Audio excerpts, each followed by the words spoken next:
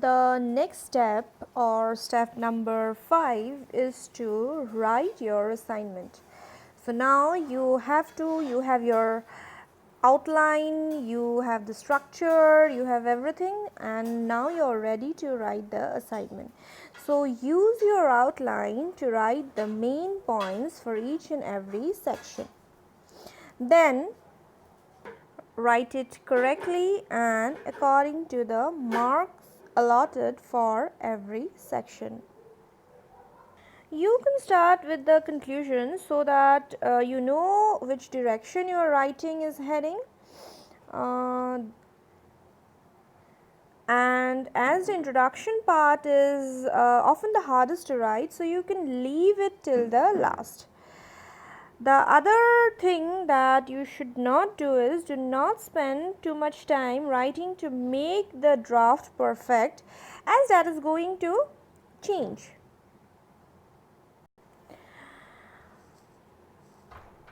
The next is to, as you can see on the screen, it's written as fine tune, so you have to revise your draft first and check it whether it makes sense or not, and whether you have included everything that needs to be added or not.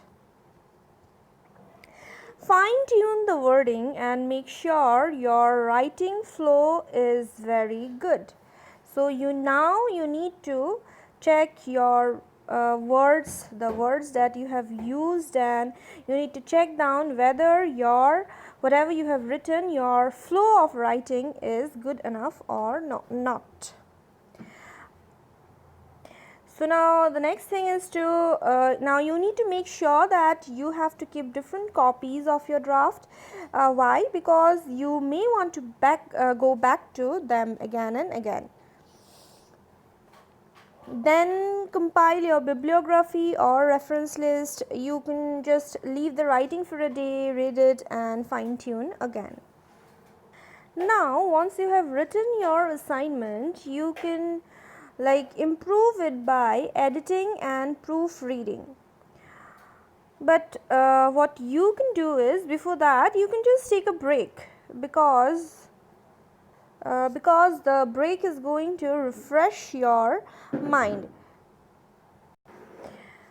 Next up is look at the big picture. So now you need to look at the big picture of the assignment. So now you have to check that whether you have answered all the questions or not, whether you have answered the questions correctly or not. So you need to check your assignment, and also you need to check the marks that is allotted, for each and every question or each and every section. Then just check the structure, whether the structure is correct or not, or do you want to make certain kind of changes. The next is that you have to check whether you have included all the relevant parts or not, whether you have included everything that is needed for the assignment or not. That is, for example, as you can see, the title page, the introduction, the conclusion, the reference list. So you have to check all these things, whether you have included everything in your assignment or not. Then whether you have arranged your content logically or not. So the content is also another important part of the assignment, so you have to check whether you have arranged it logically or not. Then just read your assignment and see that whether every section is flowing smoothly on to the next or not. So this is how you can do this. You can just read aloud your assignment. Whatever you have written, you can just read it aloud and check each and every section whether it is flowing in a smooth direction or not. The next thing you can do is whether you have acknowledged all the sources or not. Then is your assignment well presented? So presentation is also another very important part of an assignment. So whether your assignment is well presented or not, you need to check that as well. The next thing is you need to check the details now. check the language, check the grammar, punctuations, spelling, whatever is needed.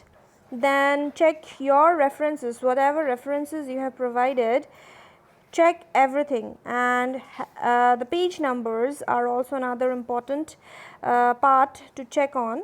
So you need to check whether the numbers that you have put on each and every page are correct or not. And also check that have you included your name, your student ID, the assignment details and the date or not. Now after checking all these details, if you are satisfied, then you can submit your assignment.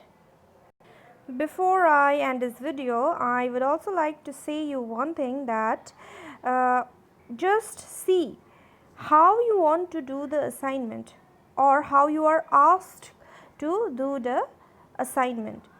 Whether you are typing your assignment or you are writing your assignment. If you are writing your assignment, where are you writing? Whether you are using a laboratory copy or are you just simply using A4 size papers.